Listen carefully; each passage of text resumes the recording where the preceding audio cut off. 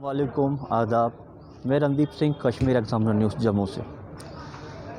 Covid की महामारी में जहां लोग बहुत परेशान हैं और दूसरी तरफ डॉक्टरों की ओर का रवैया, यानी कि एक केस ऐसा हमारे सामने आया है, हॉस्पिटल की तरफ से लापरवाही या एडमिनिस्ट्रेशन की तरफ से लापरवाही की गई है।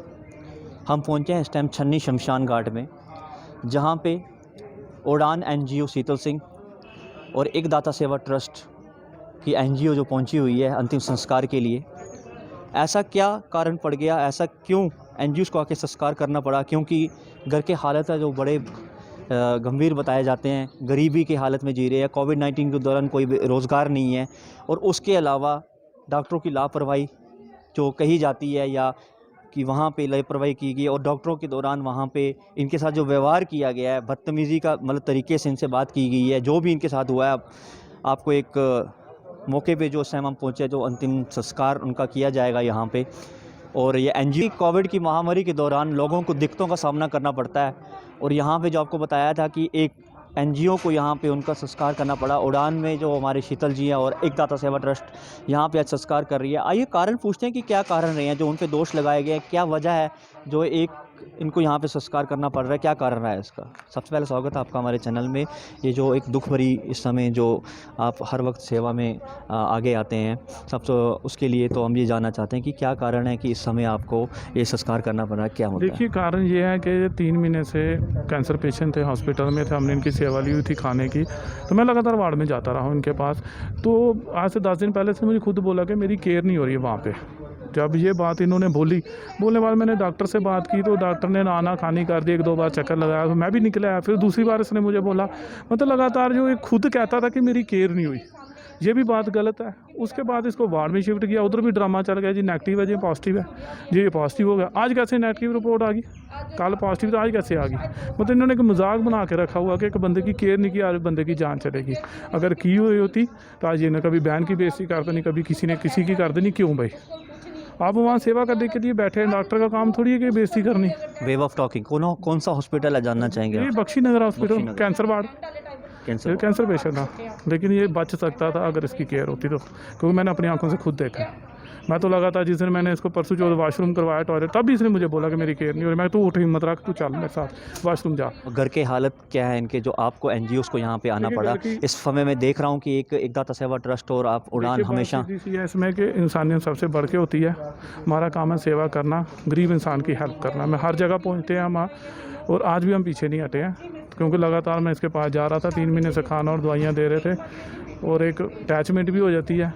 तो आज लास्ट क्रिया हम इनकी कर रहे हैं। जैसे ही आप देख सकते हैं कि यहाँ पे हमारे एक दाता सेवा ट्रस्ट और एनजीओ उड़ान पहुँची हुई है कि हर वक्त ये सेवा के लिए तैयार बैठे हैं। पिछले 2 साल से अगर हम देखें तो ये कोविड-19 के दौरान पेशेंट्स की सेवा कर रहे हैं, और आज ये संस्कार के लिए यहाँ पहुँचे हैं। तो इनसे पूछते हैं कि क्या कारण रहा है कि ये जो डॉक्टरों का व्यवहार है, जो काफ़ी शिकायतें आ रही हैं हॉस्पिटल की, जीएमसी की पहले भी कुछ शिकायतें आ चुकी हैं, इसके लिए आपका क्या कहना, आप क्या मैसेज देना चाहेंगे एडमिनिस्ट्रेशन को?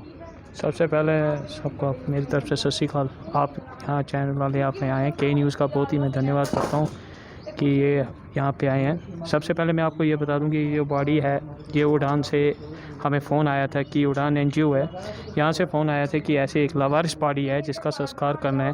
तो एक दाता सेवा ट्रस्ट ने पहले ही ये चीज़ें बोली हुई हैं हमारे लिए, हिंदू हो, मुस्लिम हो, सिख हो, ईसाई हो, हम कहीं भी होगा, हम सेवा के लिए हमारी टीम एनजीओ तैयार बाय तैयार रहती है। और हम सैनिटाइजेशन तकरीबन 2 साल से हम करते आ रहे हैं। हम बॉडियों का संस्कार भी काफ़ी टाइम कर चुके हैं अभी तक।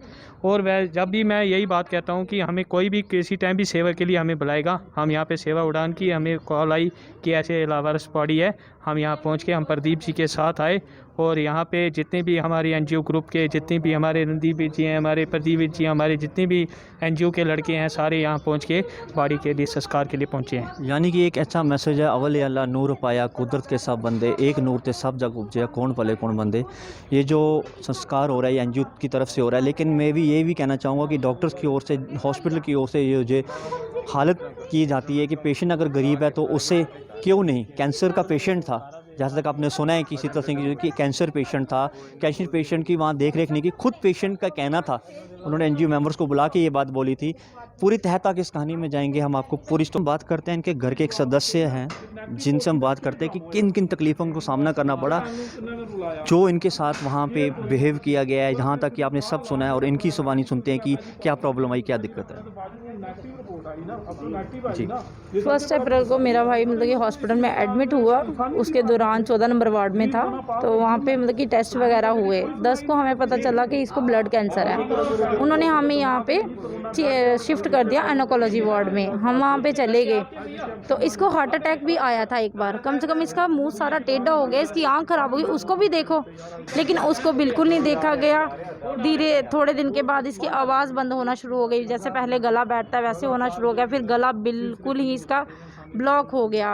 अब 3 दिन से तो ये इशारों से बात कर रहा था, आवाज़ ही नहीं निकल रही थी। तो बाकी यही है कि मैं सभी को यही बोल रही हूँ कि गरीब होना सबसे बड़ा पाप है, और ये पाप इससे हुआ क्योंकि ये गरीब था, क्योंकि हमारा आयुष्मान कार्ड नहीं था, तो इसलिए आज इसकी ये हालत है। यानी कि अगर आयुष्मान कार्ड नहीं होगा तो इलाज नहीं वो होगा। गरीब ही नहीं है ना, फिर वो गरीब ही नहीं है।